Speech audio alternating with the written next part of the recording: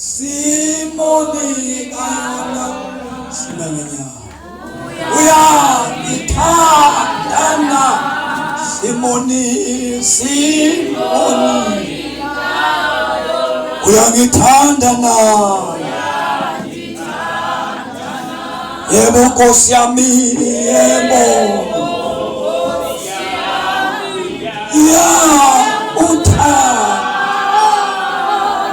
Simonika yona Simonika yona uyangithandana Simonika yona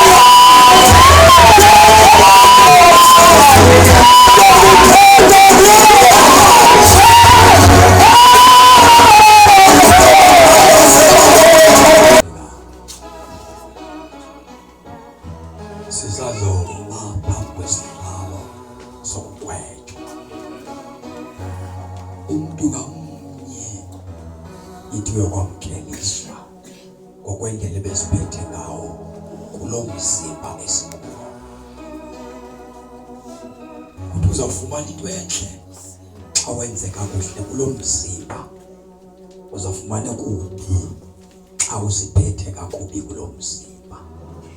Lo mzimba uyobungekho, uyobusele kulo mhlaba, uwe oyobhekana nokubi, kuba lo mzimba unxibileyo usaza ukhulula ngelinye ilanga.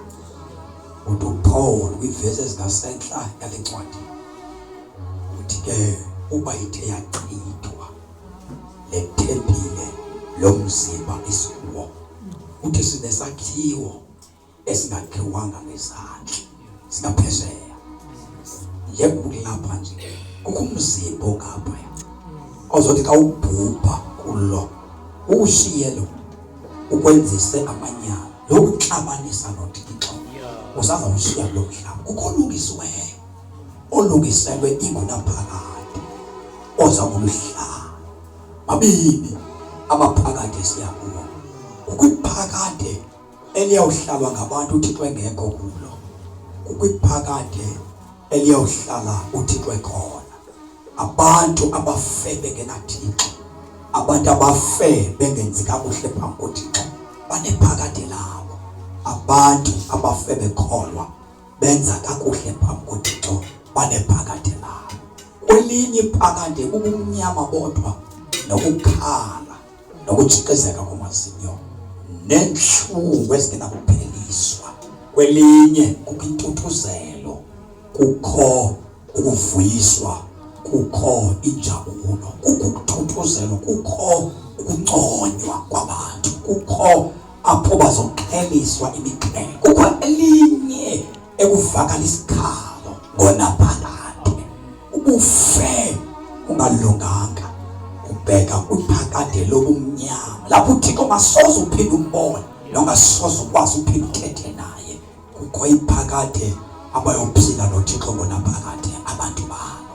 Cela ukuthandaza nomuntu namhlanje ogwetywa sisazela sakhe, othi njengoba nilapha endlini nje ndikumoni, ndiyakudinga ukulungisa impilo yami noThixo, awuthembekanga wena.